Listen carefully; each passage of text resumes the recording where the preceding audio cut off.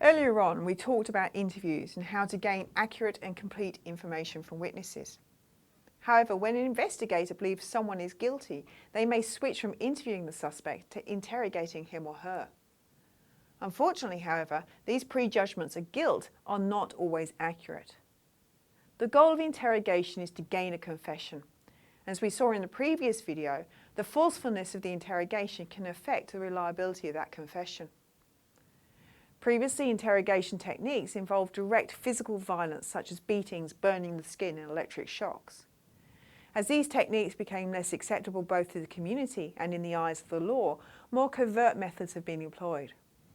These might involve techniques like near drownings, holding a suspect over a great height, hitting a suspect through telephone books, pressing a suspect against a dead body, or deprivation, isolation and intimidation. Many of these so-called enhanced interrogation techniques have been alleged to have been used at various military detention camps in recent years. More typically though, in police settings, in countries where accusatorial methods are seen as acceptable, more direct psychological means of coercion have been employed. And this type of approach is best exemplified by Inbauer, Reed and Buckley's 9-step approach to interrogation. This interrogation occurs after an initial behavioural analysis interview, which is carried out to determine whether the person of interest is a suspect and therefore should be formally interrogated. This determination of guilt in this initial interview occurs through an interpretation of non-verbal behavioural cues and linguistic and paralinguistic styles that are believed to indicate deception. And we will return to the reliability of non-verbal cues to deception in a later video. After the behavioural analysis interview comes the interrogation. And the aim of this is to establish control over the suspect and to use psychological manipulation to achieve a confession. It is characterised by a close-ended, confirmatory questioning approach. The primary goal is that of confession, and the method typically yields anxiety-based cues to deception. Inbauer and Reed specified 9 steps in a successful interrogation, and the process should begin by the suspect experiencing custody and isolation. That is, being kept in a small room and left to experience the anxiety, insecurity and uncertainty associated with police interrogation. The first formal step is confrontation, where the goal is to present evidence of the suspect's involvement in the crime. This evidence might be real or it might be fictional. The accusation of guilt might be repeated, and if there is no denial, then the suspect is actually considered to be deceptive. Now, in the second step of the 9 steps is psychological theme development, and how this proceeds depends on the emotionality of the suspect at this stage. For an emotional suspect, the interrogator would use minimisation. That is, they would provide a moral or face-saving excuse for the crime. For example, the interrogator of a suspect in a case of rape might say, "No woman should be on the street alone looking like that. That's too much temptation for any man." Note that throughout this, the assumption is always that the suspect who listens attentively to these excuses is guilty. For the suspect who is unemotional at this stage, the aim at this point is a little bit different. As an interrogator, what you want to get here is an admission of lying about some aspect of the crime. Then you can use the fact that the suspect has lied once to suggest that they are lying about their innocence. By emphasising the seriousness of the offence and exaggerating the charges, a maximisation approach might be used in an attempt to scare or intimidate the suspect into confessing. The third step, interrupting all statement of denials, aims to end the suspect's repetition of their denial of guilt. And this should actually result in a change of tactic by a guilty suspect. They might provide additional reasons why they couldn't have committed the crime, for example by claiming they didn't have a gun so they couldn't have done it.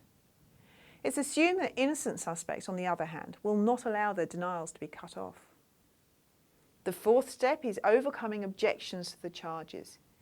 Guilty suspects will raise objections, and the aim of the interrogator is to overcome these by showing understanding, but returning to theme development. Once the suspect sees that their objections are ineffective, they should become uncertain and withdraw. Innocent suspects should simply continue with their denials.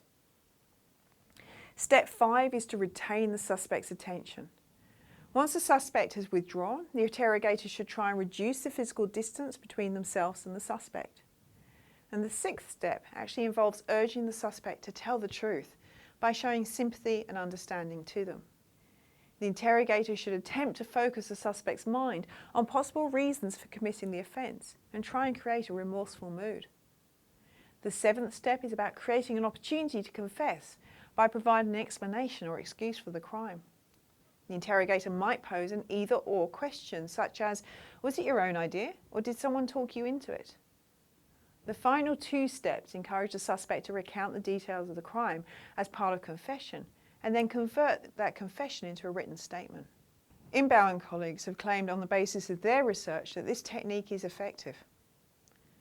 So why might such an approach work? Well, the effectiveness of the method can be explained by theories of attitude change. The positivity or negativity of an attitude towards confessing is related to the relative perceptions of the positive and negative aspects of confessing. The aim of interrogation using this approach is to get the suspect to think more positively about confessing and to eliminate any negative consequences of admitting guilt. And the way this is done is by giving the suspect the impression that denial will also lead to conviction, and also to imply that more lenient consequences will follow if the suspect actually confesses. So a suspect's willingness to confess increases as their attitude to confessing becomes more positive. And the problem is that this works for both guilty and innocent suspects alike. Now, one of the main problems with this approach is with the assumption about how liars and truth tellers will behave in the context of their initial interview and subsequent interrogation. In fact, research suggests that liars, due to their concerns about the impression they are creating, behave in precisely the opposite way to that expected in this approach.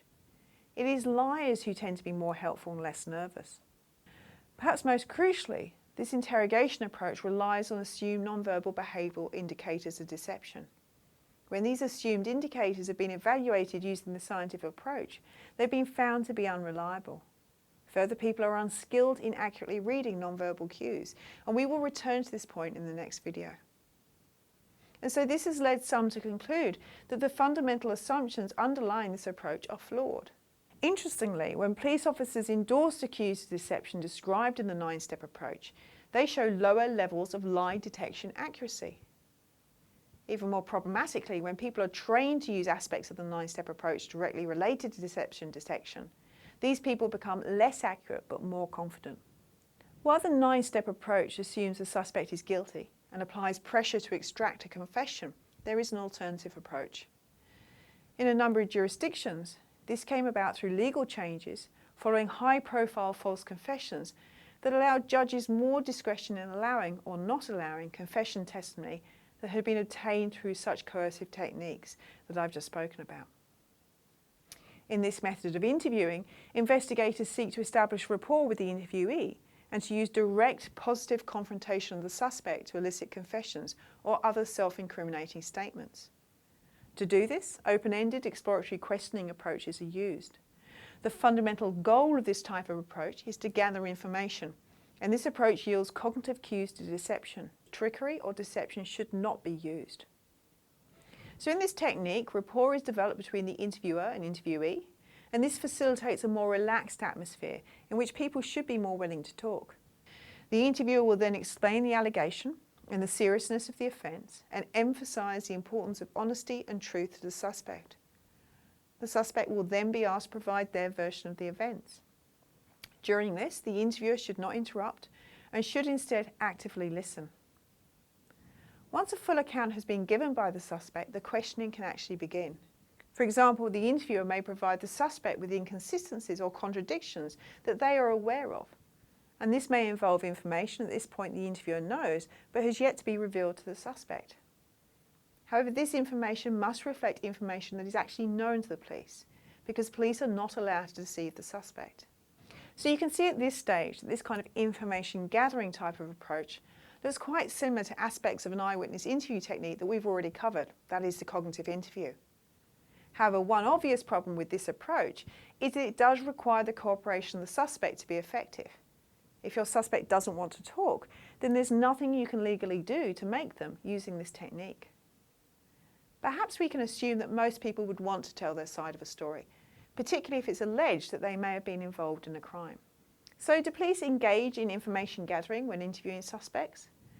Well, investigative interviewing, with its more information-seeking focus, has been adopted in a number of countries, including the United Kingdom, Norway, New Zealand and Australia. But what is the most effective way of dealing with a suspect, and how does this relate to the false confession rate? In 2014, Messner and colleagues published a meta-analysis. That is a study that had the aim of systematically and comprehensively reviewing published and non-published experimental and observational studies on the effectiveness of these different types of techniques. So they focused on whether an interrogation, information gathering, or a combination approach, which they call direct questioning, was taken to suspects, and whether true or false confessions were given. They also differentiated studies on the basis of whether they were conducted in a field setting or whether they were lab-based experimental studies. Now, in their analysis in the field studies, the interrogation and information gathering approaches were positively associated with a large and significant increase in confession rates. The use of direct questioning, a mixture of the two approaches if you like, was not significantly associated with an increase in confession rates. Now, in terms of false confessions, which could only be assessed in those lab-based studies, they considered the effects of the different interview or interrogation techniques on the outcome of true or false confessions.